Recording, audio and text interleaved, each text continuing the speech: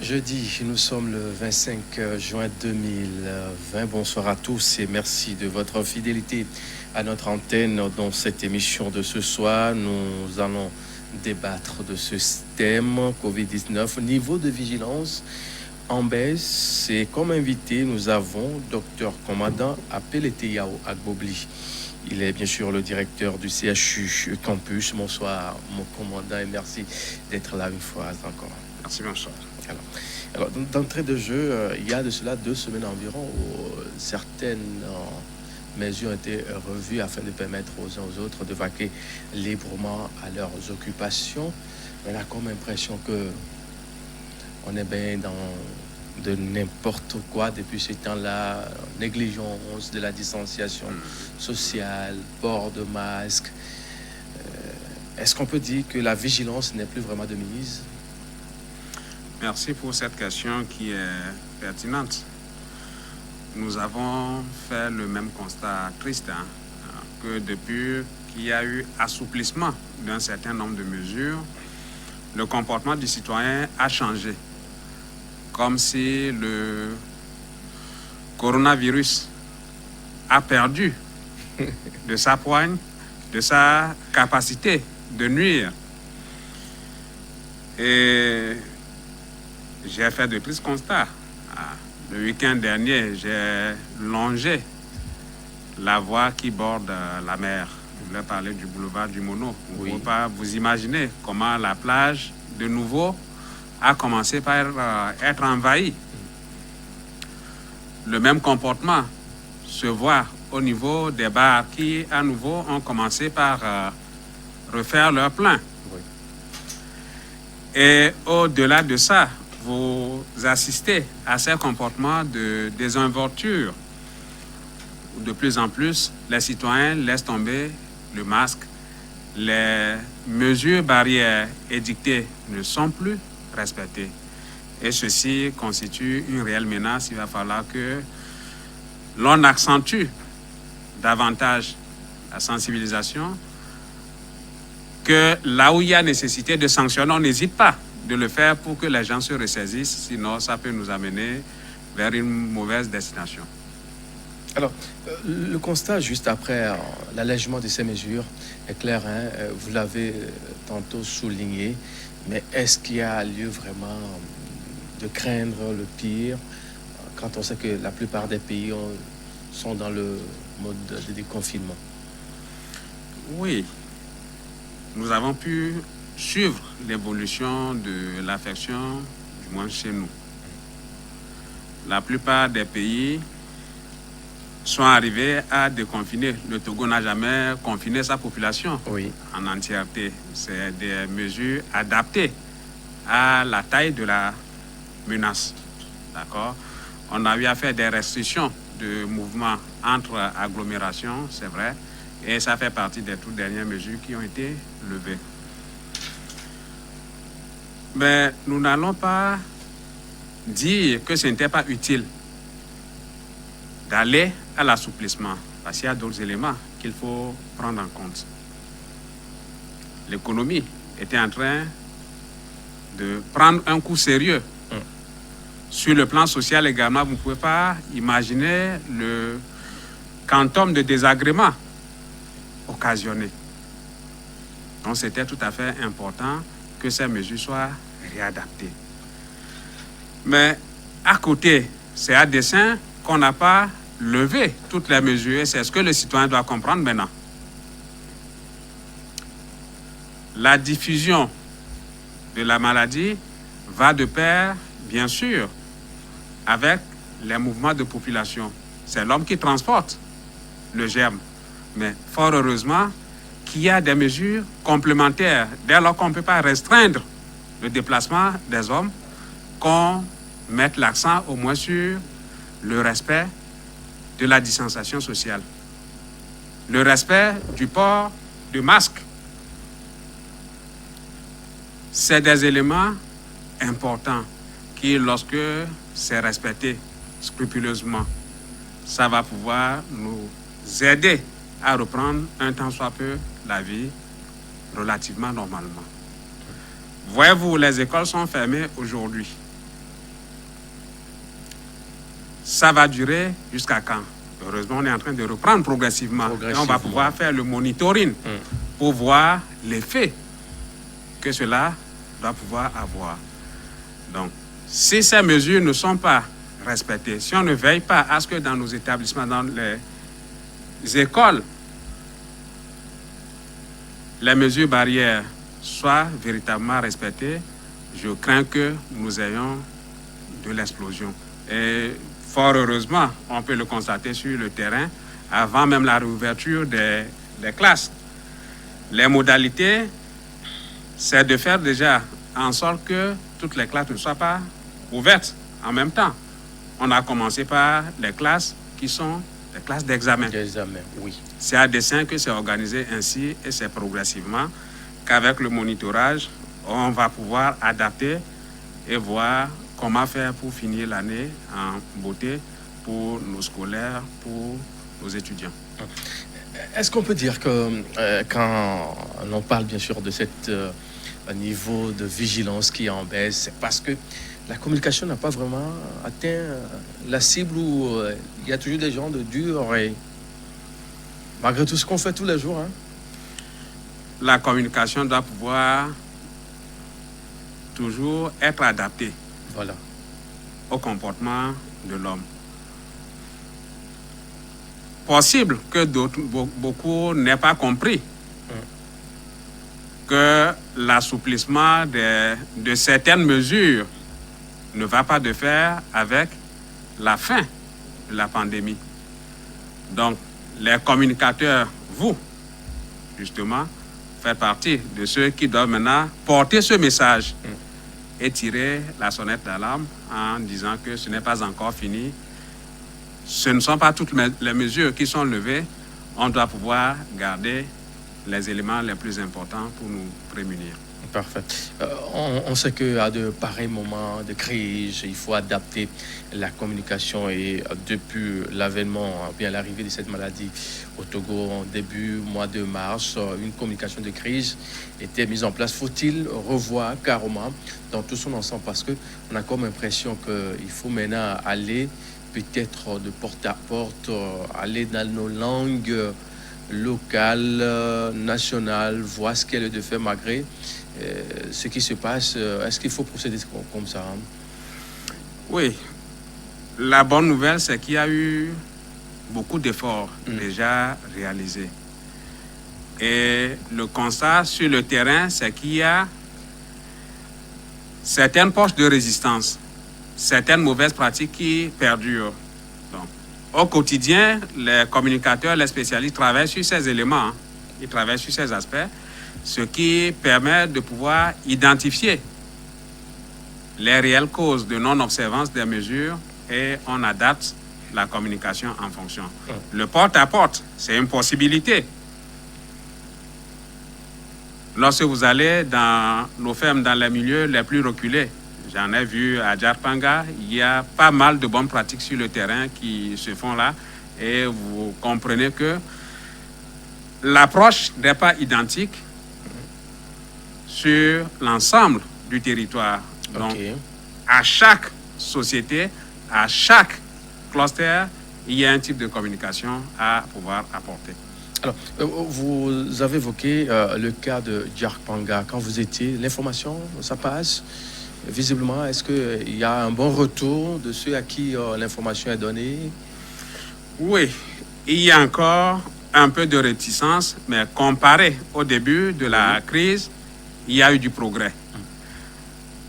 Une chose est d'amener des gens à se faire tester.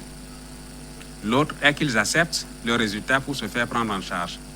Voilà les deux paires de la manche sur... Se faire tester d'abord et, oui.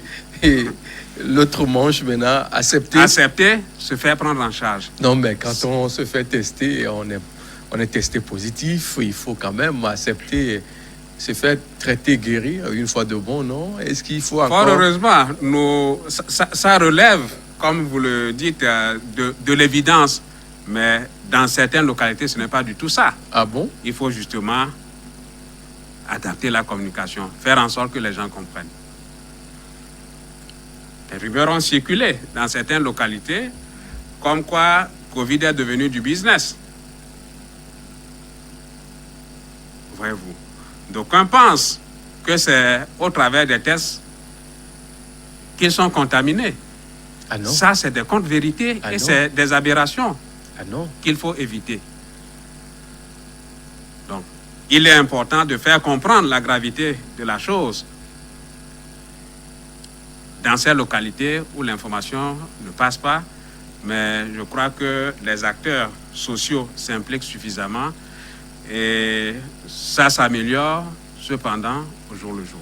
Alors, on va aborder le niveau de vigilance qui est bien sûr en baisse sur différentes facettes. Aujourd'hui, nous voyons dans la circulation avec les conducteurs de moto et auto, bon nombre de gens quand même, plus ou moins, respectent ces mesures-là. Mais d'aucuns pensent qu'il faut peut-être procéder autrement, que l'étape de la sensibilisation est terminée, il faut sévir. Est-ce qu'il y a raison de sévir? Parce que bon, il y a toujours des brebis galeuses qui refusent de rentrer dans les rangs. Nous ne pouvons pas être sûrs que l'information est passée à 100%. C'est possible que l'information soit passée, oui, mais on n'est pas sûr qu'elle est comprise. D'où la nécessité de continuer par informer. L'information peut passer, mais peut ne pas être comprise. Parfait. On doit pouvoir continuer par informer, par sensibiliser, pour faire changer de comportement. Mais mettre un peu de la contrainte également est utile des fois. Parce qu'il y en a qui ne comprennent que le langage de la force. Lorsque c'est nécessaire, il faut y aller. Parfait. Aujourd'hui, il y a différentes couches sociales de métiers qui sont là. Quand nous parlons souvent des conducteurs autres, il faut aussi parler des apprentis. Des apprentis dans les salons de coiffure, dans les salons de tresse et autres, dans les réparations et autres. On les voit en nombre, hein? On les voit en nombre avant d'être au boulot. Je prends le soin de circuler à de certains niveaux de la capitale pour voir comment ça se passe dans tout son ensemble.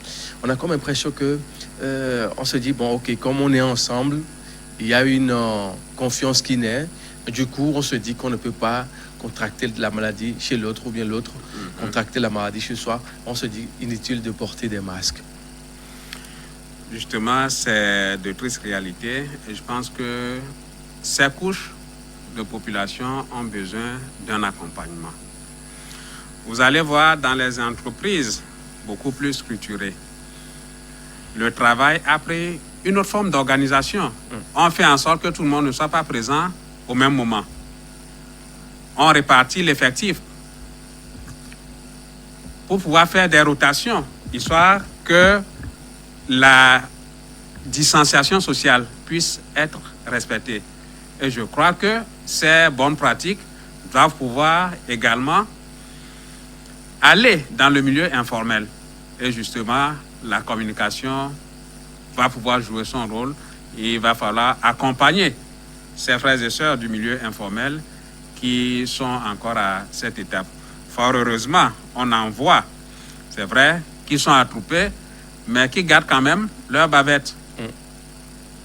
Donc, c'est d'encourager les bonnes pratiques, ce qu'on peut piocher, et ce qui n'est pas bon, véritablement sensibiliser pour aider à changer. Alors, l'autre point aussi, c'est les débits de boissons. Hein. Vous l'avez tantôt souligné au début de cette émission, quand vous circuliez au bord de la plage, sur le boulevard du Mono. Le constat est clair, ça c'est au niveau de la plage. Mais à l'intérieur de la capitale, que ce soit dans la capitale ou bien dans les grandes villes du pays, il y a des coins qui ça cartonne à tout moment avec une foule aussi grandiose, est-ce qu'il y a lieu quand même de restreindre un peu la liberté là qu'on avait des temps en temps? L'État avait jugé bon de restreindre ça un peu. Et maintenant, on dit, bon, il faut qu'on relance l'économie. Est-ce qu'il faut restreindre ça encore un peu? Parce que dans la débit de boisson, c'est pas facile, hein? Oui, c'est une liberté qui doit justement être contrôlée. Au-delà du fait qu'on ait apporté la bonne information, il faudrait veiller à ce que les détenteurs de ces débits de boissons puissent ne serait-ce que respecter les règles de distanciation dans l'organisation de l'espace. La distanciation, c'est pas possible, il faut... Le constat est clair, hein, quand vous voyez des fois... J'ai un à côté de moi, là-bas, dans mon quartier, dont je tais le nom. Sinon, mais c'est pas possible. C'est vrai, ce n'est pas évident, ça ne va pas sauter aux yeux tout de suite, mais il y a un effort à faire. D'abord, les clients qui vont, s'ils ont compris l'importance de ce qu'on est en train de dire, qu'il y a risque pour eux d'aller se mettre dans ces endroits où il y a de l'attroupement. On n'interdit pas de boire sa bière. On peut payer et aller consommer chez soi. Ils vont peut-être parler de l'ambiance qui va manquer. Voilà. Il faut faire des choix. Il faut prendre de la bonne bière dans une ambiance aussi. Il faut opérer des choix. Il faut opérer des choix.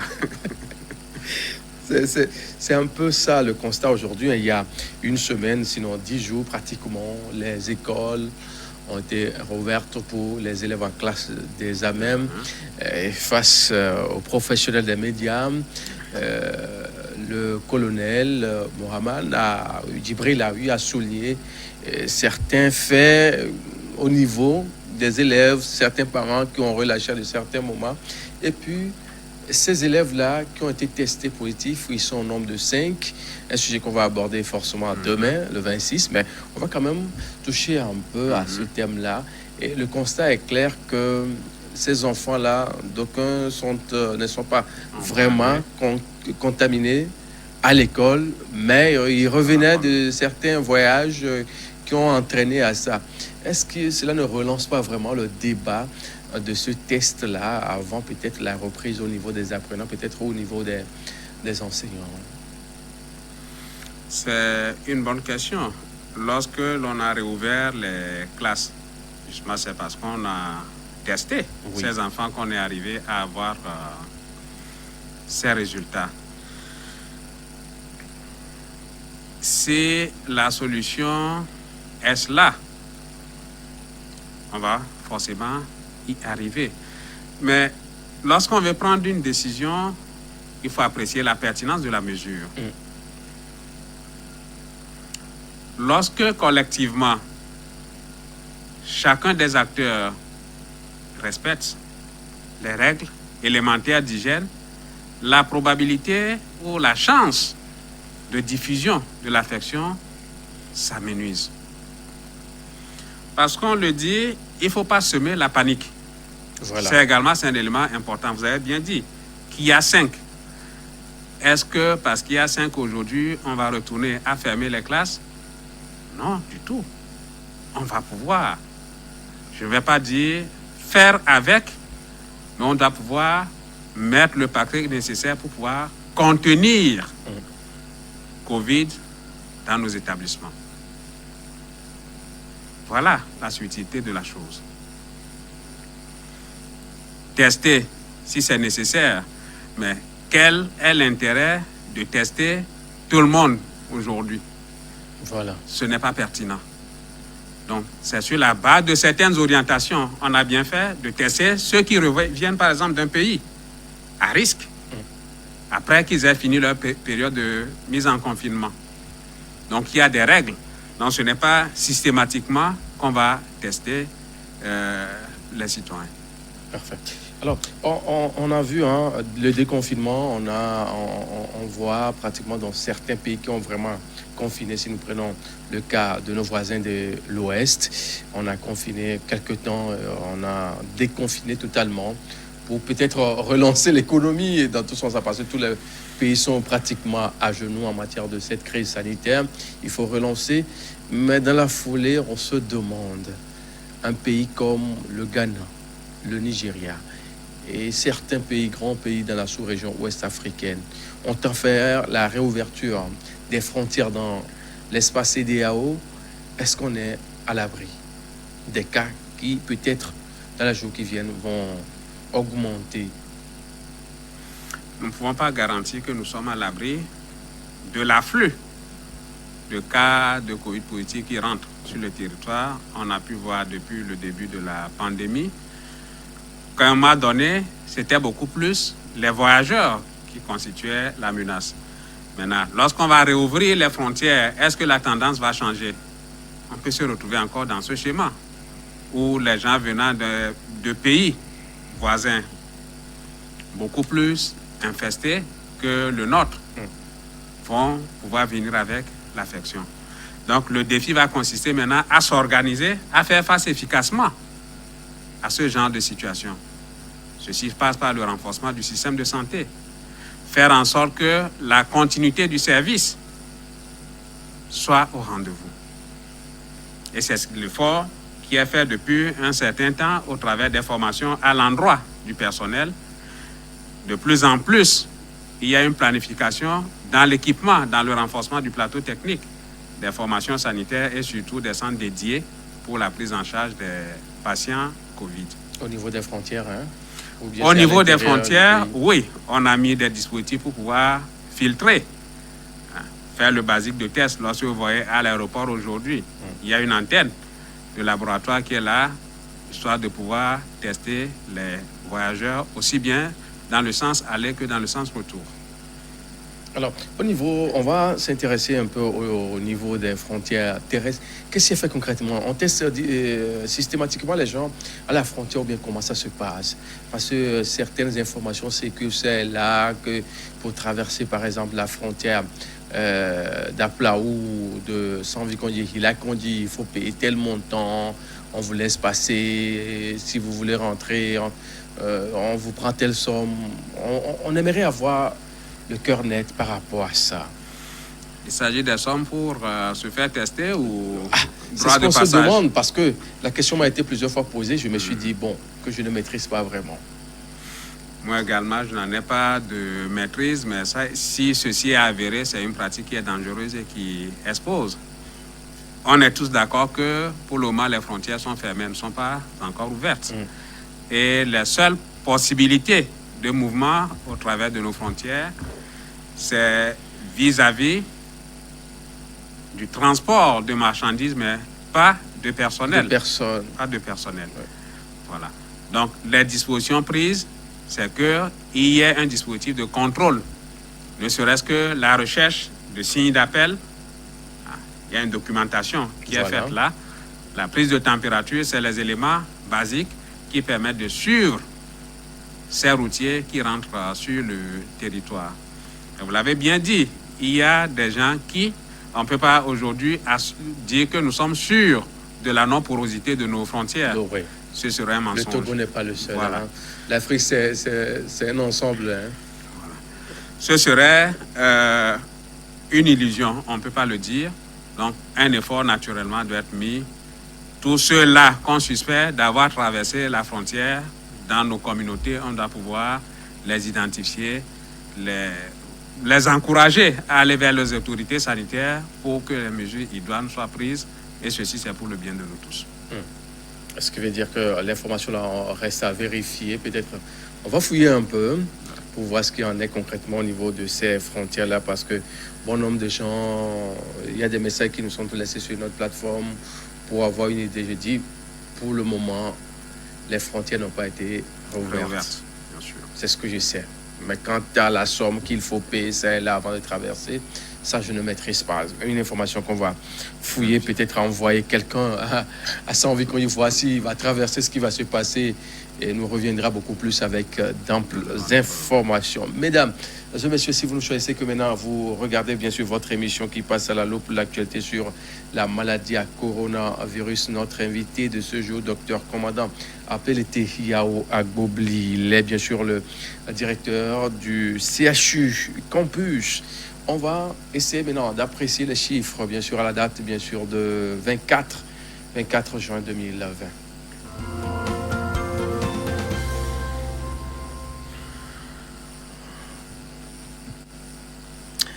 À la date, bien sûr, de 24 juin 2020, plus précisément au Togo, il faut noter que nous avons 177 cas actifs avec 392 cas guéris pour 14 décès, 583 cas confirmés au total pour 28 687 nombre total des tests effectués sur l'étendue du territoire national. Voilà un peu présenter la situation en cette date, bien sûr, du 24 juin 2020 au Togo.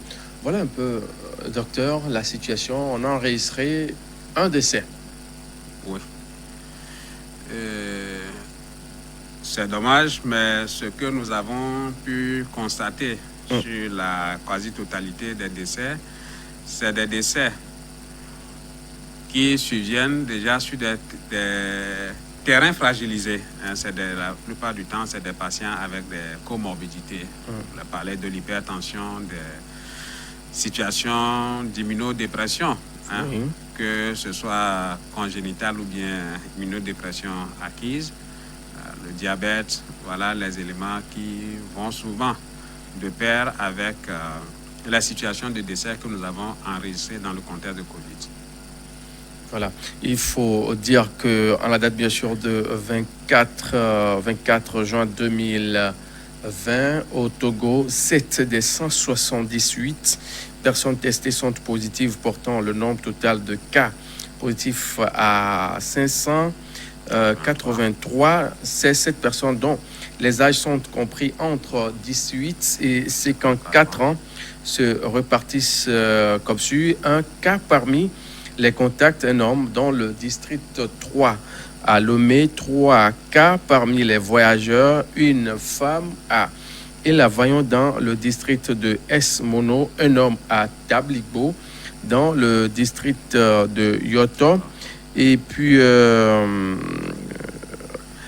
un homme dans le district à Lomé. 8 nouveaux guéris ont été enregistrés, portant bien sûr à 392 le nombre total de patients guéris. Un décès a été enregistré, portant à 14, bien sûr, le nombre total des cas décès au Togo. Mais quoi qu'on dit, la bonne nouvelle également sur ce tableau, cette affiche-là, c'est le nombre des personnes guéries qui augmente au jour le jour. Qui a changé carrément la tendance. Les cas actifs tournent autour maintenant de 177. On peut quand même sourire. Oui, on peut avoir le sourire, c'est encourageant. Ouais. Mais on doit rester vigilant. On doit rester vraiment vigilant. Les gens se demandent actuellement, est-ce qu'il faut revoir, penser à imposer encore le couvre-feu? Dans la gestion de cette crise, il n'y a pas une mesure qui soit figée. Vous avez pu constater, il y a toujours la souplesse, il y a l'adaptabilité, qui sont les règles respectées. Si l'on regarde dans certains pays, que ce soit en Afrique ou ailleurs, où ils étaient pratiquement revenus à un mode de vie normal. Oui.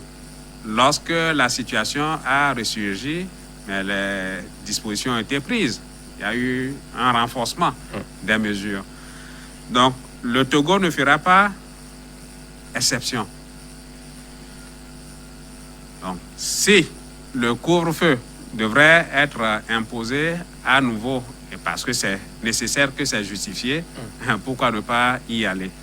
Mais je ne pense pas pour le moment On va encore que retourner ce à soit, la case couvre-feu. voilà, que l'on puisse y arriver. Mais tout dépendra du comportement du citoyen. C'est ce qui dit justement l'attitude. Mais c'est bizarre, hein, mine de rien. C'est 2 mois, voire 2 mois et quelques. Là, on est habitué à rester maintenant à la maison. Hein. Juste après, on ne sort plus. Oui, c'est une bonne On nouvelle. a commencé par peut-être économiser autrement. Alors, on parle des vaccins. Des vaccins d'ici début 2021. Mais dans la foulée, un vaccin a été annoncé en Afrique du Sud dont le test est en cours. Est-ce vrai? Oui, j'ai suivi comme vous également sur les médias. Les annonces de recherche sont faites un peu partout parce que nous sommes face à une menace qui fait suffisamment de ravages et les scientifiques, la communauté scientifique ne baisse pas les bras.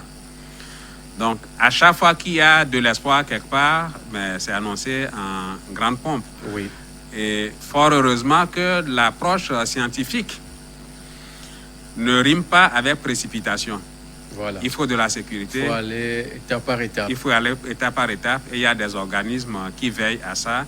Et vivement que ces tests soient concluants et que ces vaccins qui sont en évaluation rentrent dans le patrimoine commun et ça permet à toute l'humanité d'en tirer les bénéfices. Alors, quand on sait qu'on est dans une urgence sanitaire, hein, tous les pays s'activent peut-être pour trouver le vaccin au bon moment. Est-ce qu'il y a lieu de dire que, bon, il faut forcément respecter les étapes comme ça se doit? Oui, il y a un minimum à respecter. Un minimum, oui. Il y a un minimum à respecter, on ne doit pas échapper à la règle. Parfait. Alors, il y a quelqu'un qui nous écrit ce message pour dire bonsoir. Je vous écris depuis Palimé. J'aimerais savoir si l'affaire de port de masque obligatoire concerne les villes de l'intérieur, car le constat est bien différent chez nous. Oui, lorsque la mesure a été édictée, on n'a pas cité de ville, c'est pour tous les Togolais. Donc, ce qui veut dire qu'il y a une négligence entre-temps dans la ville de Palimé. Bon, peut-être c'est selon le message. C'est le triste constat. Oui. Donc, on rappelle que tout le monde est concerné. L'occasion d'interpeller les premiers responsables de cette localité. Le maire, c'est qui ça? Winnie Dogbache, avec le Palimé 1 ça. Winnie Dogbache, puis le préfet Hassan, de veiller au grain pour qu'on évite les pires dans les jours qui viennent. Bonsoir, je vous écris depuis Tado. Alors, à notre niveau, on sent qu'il y a des allers-retours qui semblent ne pas être bien contrôlés. Que faut-il faire? Faut-il les dénoncer? C'est une mesure utile. La dénonciation, elle est utile. Vous savez, dans les localités où il n'y a pas une grande densité de population, un étranger qui vient tout de suite, il est identifié. Hein. Oui. Et c'est en ça, facile, hein? oui, et c'est en ça j'ai apprécié certaines localités que nous avons visitées tout dernièrement. Il y a une certaine solidarité de la population à pouvoir dénoncer quiconque est en train de traverser leur périmètre. Un voyageur qui est en train de traverser, ne serait-ce que pour aller dans sa localité, il est dénoncé, il est mis en confinement et ce n'est qu'après la période de confinement qu'il continue son mouvement. Merci bien. Alors, voilà, un peu, il faut contribuer. Il faut contribuer. C'est un en devoir dénonçant, citoyen. en collaborant avec les premières autorités de la localité pour qu'on évite le pire. Bonsoir, le plateau. Juste vous alerter qu'à notre niveau, à Clément, ça c'est un peu à Dido Gomevert, le Ganassa. À Clément, il se passe beaucoup de choses. On assiste à des allers-retours. Des commerçants et des commerçantes qui font des allers-retours entre le Togo et le Ghana. Est-ce à dire que l'autorité n'est pas informée? Et si oui, pourquoi la laisser passer? il a fait son devoir de citoyen de remonter une information qui peut-être n'est pas sûre ou bien qui est sûre, mais dans la mise en œuvre des mesures ripostes ne semble pas encore être à la hauteur ou bien suffisant. Suffisant, oui. Et à mon avis, il y a de gros efforts qui sont faits pour cerner au maximum lorsqu'on ne peut pas éviter complètement. C'est un devoir citoyen de dénoncer quiconque traverse de façon illégale les postes frontières aux endroits non indiqués. Il faut dire que Clément, c'est enfin une localité qui est très très proche du Ghana. Donc l'aller-retour, même au niveau d'Atikoumé ici, c'est vite fait. On se retrouve facilement dans le Ghana à côté. Bonsoir. Il y a une semaine et quelques et puis nos enfants ont démarré les cours. Alors, le constat se dégage comme quoi le port de masque devient délicat pour ces enfants. Que faut-il faire? Faut-il revoir les heures de cours? Revoir les heures de cours ne peut pas se substituer au port de masque. C'est des mesures qui sont complémentaires et non exclusives. Ces mesures sont toutes valables. On ne peut pas dire qu'il faut revoir les heures de cours, revoir des heures de cours. On revoit peut-être l'emploi étant en leur accordant une quinzaine de minutes pour les enlever, se mettre pour dehors, souffler. Ok, c'est tout. Non, ils vont s'habituer. Ils vont s'habituer. Il vaut mieux de porter les basquets en bonne forme plutôt que de choper le virus. Hein, de choper le virus. Bonsoir. Quelles sont les précisions à prendre pour éviter la contamination de Covid-19 par les billets et les pièces de la banque? Voilà, il y a cette question qui revient très souvent, hein, que ça peut être aussi transmis facilement par les billets et les pièces de monnaie. Ouais. Je pense que la dématérialisation, c'est un élément important déjà. Hein, les achats en ligne, la possibilité de faire des transferts monétaires. Mais à côté, les mesures classiques restent de règle. Lorsque je porte mon masque, même si je manipule de l'argent, je dois être en mesure de me laver les mains régulièrement. À l'eau et au savon, ceci est efficace. Ça permet de limiter. Donc, le port de masque, il va pouvoir, lorsque on ne peut pas s'empêcher de prendre l'argent dans les mains. Ah, on ne peut pas s'empêcher non plus. On ne peut pas. C'est le nerf de la guerre. On ne peut pas s'empêcher. Donc, les mesures complémentaires de lavage de mains et de port de masque sont importantes dans ce cas de figure. Pour éviter la maladie à coronavirus. Bonsoir, le plateau. Je voudrais connaître le sens de corona. Et pourquoi le mot Covid? Bon, puisque la répétition fait partie de la d'enseigner, on revient encore là-dessus. Voilà. Covid, ça, c'est une expression anglaise, c'est le plus facile pour moi à définir. Coronavirus disease. Hein, ça veut dire maladie occasionnée par le virus de corona. Et le sens de corona, je ne saurais vous dire, je ne suis pas très bon à virologue. Voilà. Je ne saurais vous dire ce que c'est corona. Voilà. Donc, Covid, coronavirus disease 19, bon, puisque c'est sorti en 2019, voilà un peu pour pouvoir permettre aux uns aux autres d'appréhender facilement le sens. Bonsoir docteur, où en est-on sur le produit malgache Covid Organics au Togo?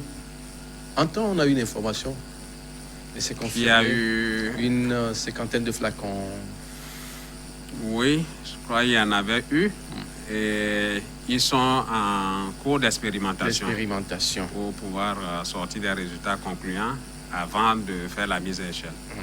Là, on doit devoir s'armer un peu de patience afin de voir ce que ça va donner, surtout avec ce produit malgache Covid Organics dont le Togo a une cinquantaine de boîtes aux flacons Alors, à, à l'heure où nous discutons sur ce plateau, si vous êtes demandé de proposer un chemin pour la réouverture des lieux de culte, parce que les commentaires fusent de toutes parts pour dire que ne pas ouvrir les lieux de culte, c'est régner la présence de Dieu, qu'on a comme impression qu'on vit dans un pays où on ne doit pas donner la priorité aussi à la spiritualité en matière de combat contre ce virus-là qui décime. Ben, nous, on est les porteurs de voix, oui, parole, juste on ouvre la porte. Voilà. S'il y a lieu de proposer peut-être un chemin pour convaincre le chef de l'État et la cellule riposte pour qu'on ait, peut-être que c'est le moment ou jamais. Voilà. Donc, c'est une question pertinente, mais assez délicate en matière de réponse. Et je pense que les leaders religieux ont été également associés à l'exercice. Il n'y a pas longtemps, j'ai pu voir le ministre en charge de l'administration territoriale qui a réuni les leaders religieux et ils ont débattu avec des propositions pertinentes venant justement de ces leaders religieux qui sont repartis pour approfondir leurs réflexions et revenir avec des propositions. Une des propositions, justement, c'est revoir le schéma des cultes, puisqu'il y a des éléments clairs. Ne pas avoir à la fois plusieurs personnes. Voilà, ça c'est l'important. Est-ce qu'il n'est pas possible d'organiser, de fractionner, d'avoir plusieurs cultes au lieu d'en avoir chez nos amis catholiques, les messes. Voilà. 6h, 8h. Chez les protestants également, j'en vois. Donc, c'est les assemblées de Dieu aussi. Voilà. C'est fractionner davantage. Mais en plus de cette façon de faire, les mesures barrières. Le port des masques. Le port des masques est obligatoire. Et surtout, parce que lorsque nous parlons, aujourd'hui, fort heureusement, il y a eu cette impasse sociale, si bien que vous voyez quelqu'un tendre la main, il paraît anormal. Anormal. Oui. Donc, c'est déjà un acquis. Je pense que c'est à consolider. Donc, il va falloir qu'on revoie un peu les heures de culte fractionner et le nombre de personnes à avoir à la fois, espacées dans la mesure du possible. Les positions assises. Et ceci ne devrait pas être des mesures imposées. Donc, on doit travailler avec ces leaders de communauté qui connaissent les réalités du terrain et on va pouvoir, de façon consensuelle, dégager les lignes de bonne pratique. Dégager les lignes de bonne pratique, bien sûr, pour la réouverture des lieux de culte. On va peut-être dire quelques mots sur les mesures barrières avant de se séparer, puisque nous nous tendons vers la fin de cette émission aujourd'hui. S'il faut miser sur certaines mesures barrières, quelles sont ces dernières qu'on peut citer? Le port de masque. Le port de masque. Ça vient en tête. Oui. Le lavage régulier des mains à l'eau et au savon. La distanciation sociale. Oui. Lorsque je vois à la réouverture des classes, j'ai pu voir sur les 3 derniers jours, les élèves qui s'alignent pour aller à la cantine, ça fait partie des bonnes pratiques à pouvoir respecter en termes de mesures barrières. Voilà. La distanciation sociale, le port des masques, le lavage des mains. Régulier. À l'eau et au savon. Si on a l'occasion, si on peut le faire 1000 et une fois par jour, il n'y a pas de problème. Ça ne gêne pas. Et surtout ceux-là c'est mieux que la solution hydroalcoolisée, qu'on ne doit pas se permettre de passer. On doit plutôt abuser du lavage des mains à l'eau et au savon plutôt que de faire l'abus de l'alcool sur les mains. Surtout qu'il y a aussi des faux qui pilulent maintenant sur le marché en matière de ces gels-là. Bien sûr. On se demande si on est vraiment à l'abri. Le mieux, il faut se laver les mains pour éviter le pire. Voilà ce qu'on peut dire par rapport à ces 3 points clés concernant la mesure barrière. Mais il vous est arrivé de faire un tour dans les marchés? ces derniers temps? Si. Ça va? Visiblement, en tant qu'expert du domaine. Il y a encore de gros efforts à faire. Il y a des avancées, cependant.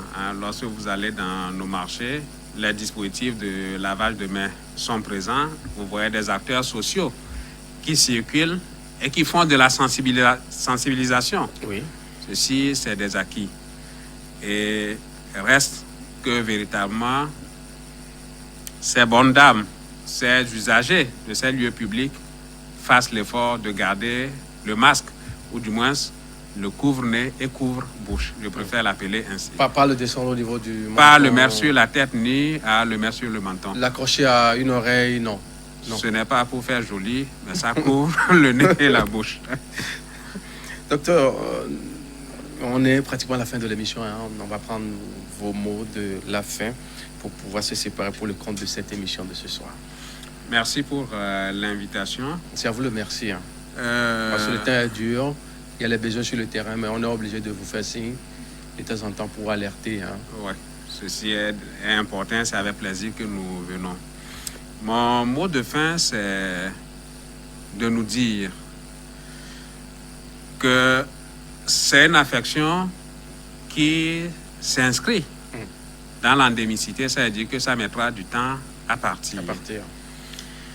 Nous dire que nous allons vivre avec, je préfère dire que nous devons plutôt nous organiser à la contenir. Je préfère la contenir plutôt que de vivre avec. Parce que lorsque je chope, je ne sais pas l'évolution que ça peut prendre.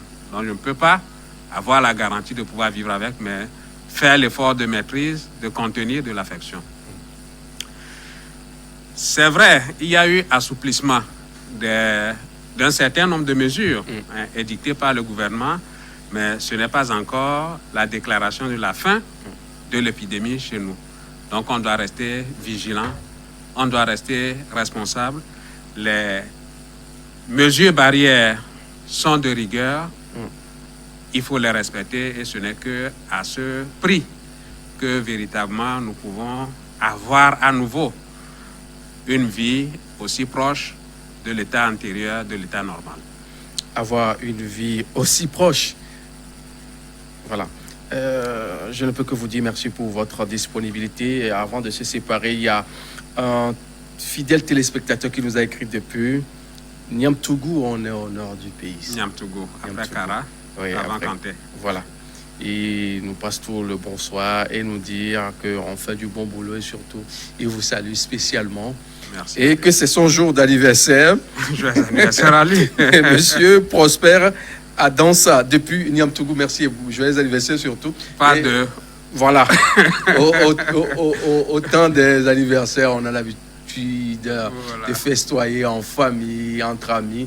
Il faut garder la distance pour être toujours en forme, pour qu'on puisse passer de beaux jours devant nous pour le développement du pays. Mesdames et messieurs, c'est ainsi que nous fermons cette émission de ce soir. Notre invité, docteur commandant, Pelete Yao Agbobli, il est le directeur du CHU Campus. Nous vous disons merci de votre fidélité. À demain pour un autre numéro.